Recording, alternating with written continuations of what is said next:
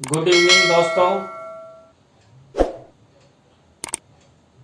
CDRK Saini BEd classes में आप सभी का हार्दिक स्वागत है, अभिनंदन है।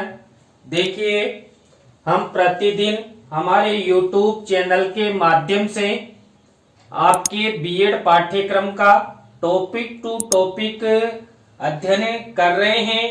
आपको हमारे चैनल के माध्यम से कैसा अधिगम हो रहा है, कैसा ज्ञान प्राप्त हो रहा है, कमेंट्स के माध्यम से हमें जरूर बताएं। देखिए, जो हम प्रतिदिन सायकालीन क्लास लेते हैं, इस क्लास में हमारा प्रयास रहता है कि आप सबको अच्छे से अच्छा ज्ञान प्रदान किया जाए, जिससे आप परीक्षा की अच्छी तैयारी कर सके। देखिए, आज की क्लास में हम जो आपका पेपर है अधिगम के लिए आंकलन, अधिगम के लिए आंकलन पेपर के अंतर्गत जो शिक्षा का अधिकार अधिनियम 2009 है, आप सब जानते हैं शिक्षा का अधिकार अधिनियम 2009। उस शिक्षा के अधिकार अधिनियम 2009 में जो मूल्यांकन हेतु क्या क्या प्रावधान किए गए हैं, कुछ धाराएं हैं जिनके अनुसार बालकों का मूल्यांकन कौन करेगा, क्या करना पड़ेगा और मूल्यांकन के बाद उन्हें क्या प्रदान किया जाएगा, इन सब विषयों के बारे में इस क्लास में हम अध्ययन करेंगे। तो आप सब बने रहें हमारे साथ। हमारे YouTube चैनल पर वीडियो को स्वाइप नहीं करें और पूरा वीडियो देखें। और यदि आप हमारे चैनल पर पहली बार आए हैं तो हमारे चैनल को सब्सक्राइब करें और पास ही बने बेल आइकन के बटन को दबा देवे। देखिए, जो शिक्षा का अधिकार अधिनियम 2009 है, इसका थोड़ा सा हम सामान्य परिचय का अध्ययन करते हैं कि शिक्षा का अधिकार अधिनियम 2009 है। ये 4 अगस्त 2009 को देश में 6 से 14 साल तक के बच्चों के लिए मुफ्त और अनिवार्य शिक्षा को मौलिक अधिकार बनाने संबंधी विधेयक। देखिए, उस विधेयक का नाम था the right of children to free and compulsory education bill, यानी निःशुल्क और अनिवार्य शिक्षा का प्रावधान विधेयक, ये नाम था। आप विशेष ध्यान रखिएगा, आपकी परीक्षाओं में भी इस बिल का नाम पूछा जा सकता है, the right of children to free and compulsory education bill. ये लोकसभा में पारित किया गया। कब किया गया?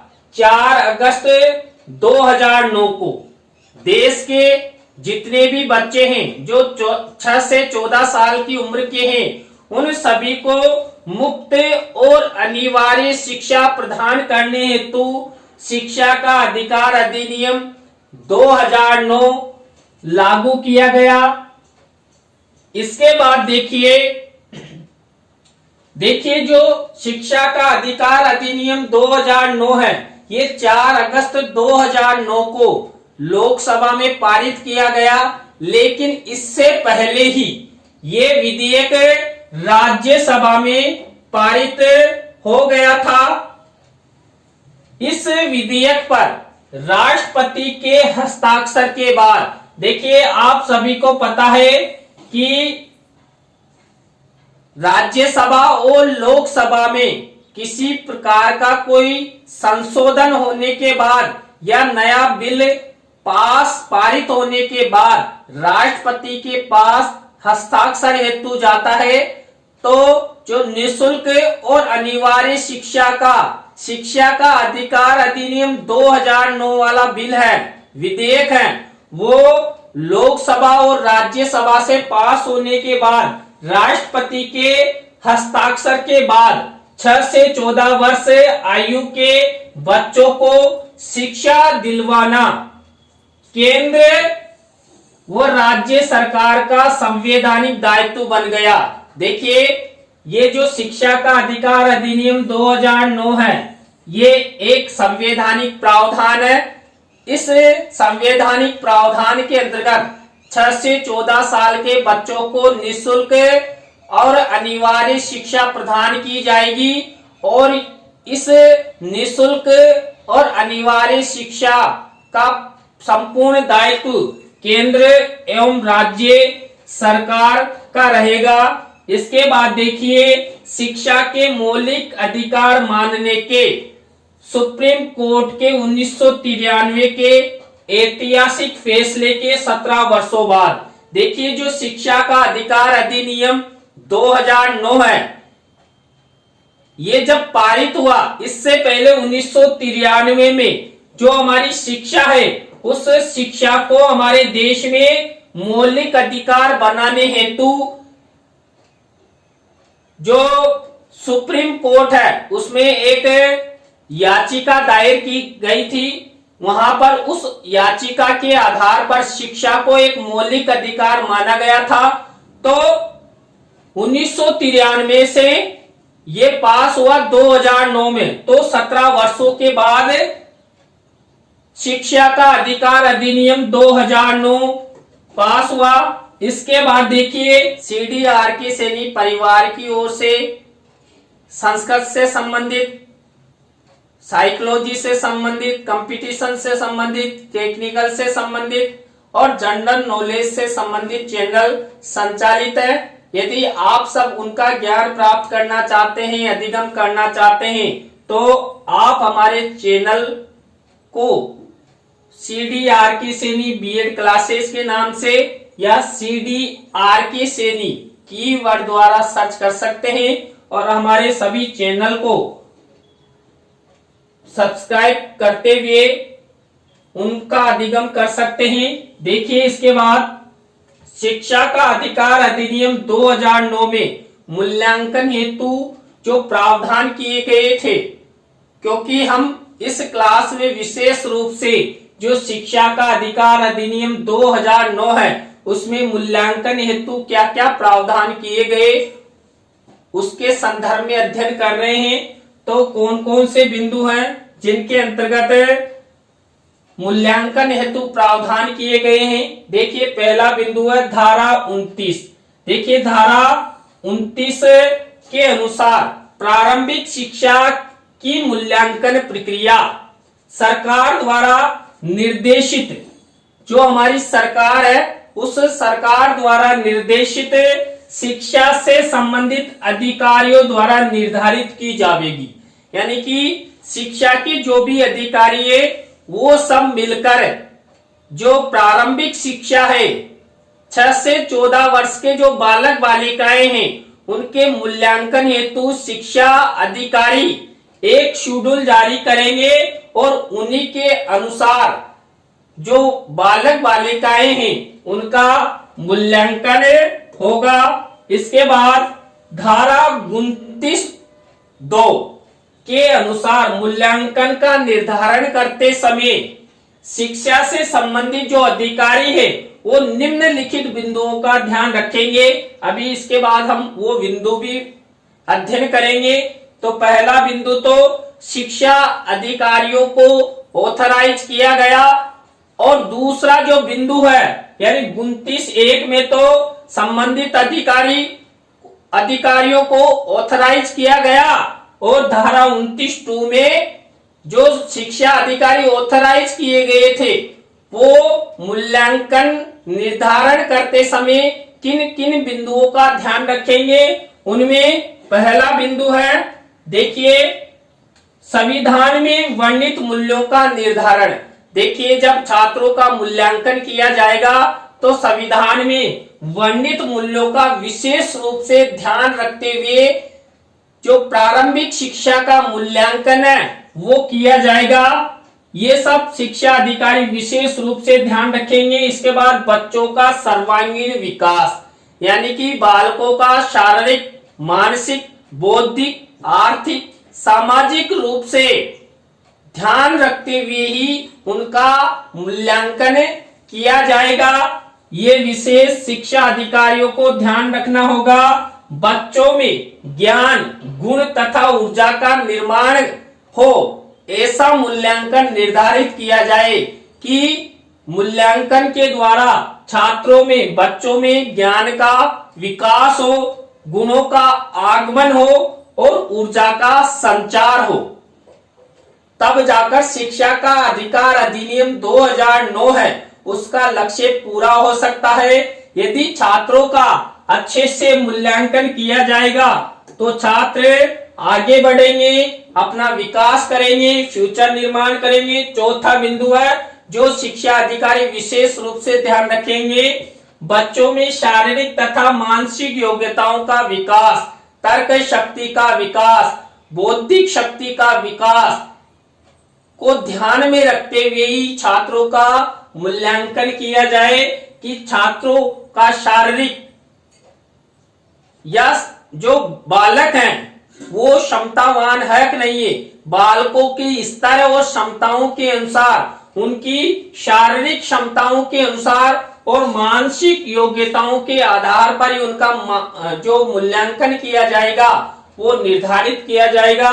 ये 4 बिंदु जो शिक्षा अधिकारियों को विशेष ध्यान रखना है। इसके बाद अभी 4 बिंदु और हैं।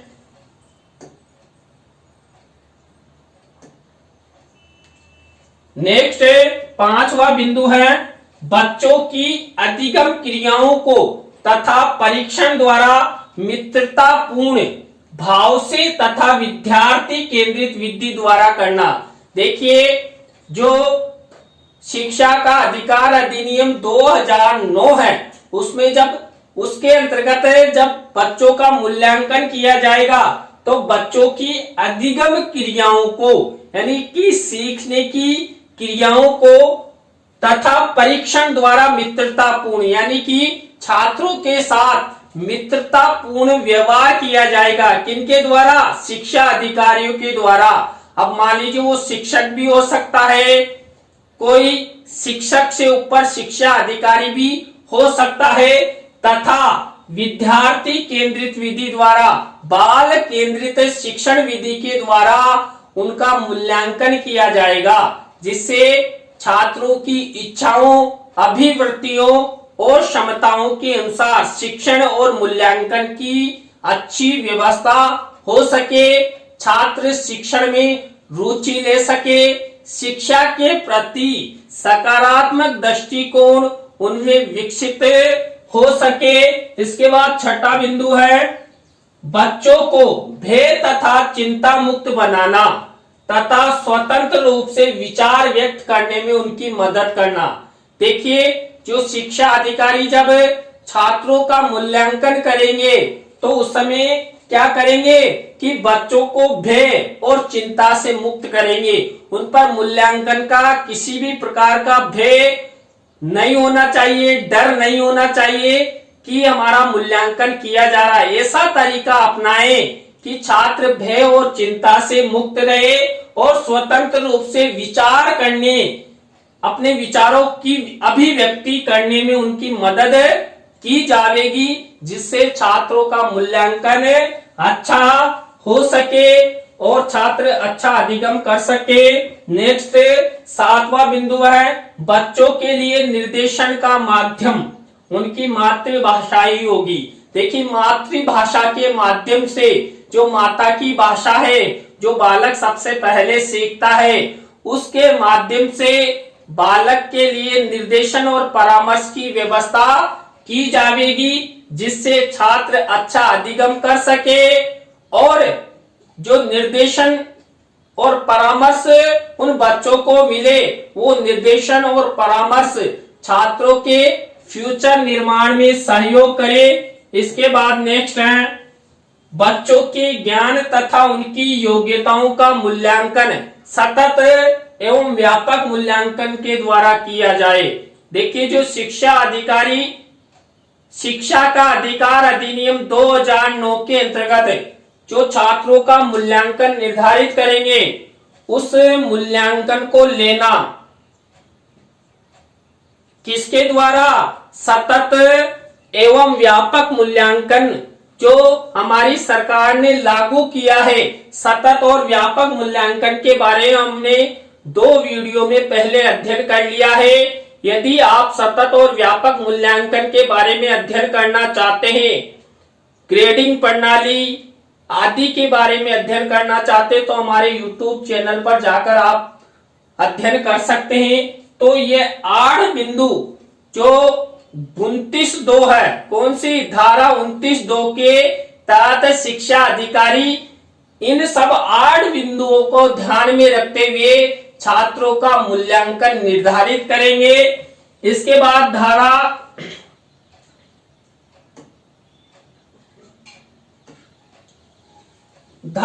30(a) के अनुसार किसी भी बच्चे को प्रारंभिक शिक्षा पूर्ण करने तक किसी भी बोर्ड की परीक्षा पास करना अनिवार्य नहीं है। यानी कि जब बालक 6 से 14 वर्ष का रहेगा या प्रारंभिक शिक्षा कक्षा 8 तक जो बालक शिक्षा ग्रहण करेगा, उसको इससे पूर्व किसी भी प्रकार की कोई बोर्ड परीक्षा पास करने की अनिवार्यता नहीं है, कंपल्सरी नहीं है। बालक अपनी इच्छाओं के अनुसार, उसकी उम्र और कक्षा के अनुसार वो प्रवेश ले सकता है और शिक्षा ग्रहण कर सकता है।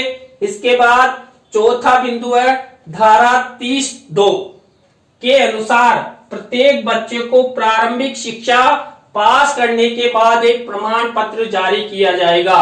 देखिए, उस प्रमाण पत्र से के द्वारा ये माना जाएगा कि बालक ने निःशुल्क और अनिवार्य शिक्षा ग्रहण कर ली है और इसके माध्यम से बालक की उम्र भी उस निःशुल्क और अनिवार्य शिक्षा के तहत जो मानी गई है वो पूर्ण हो चुकी है।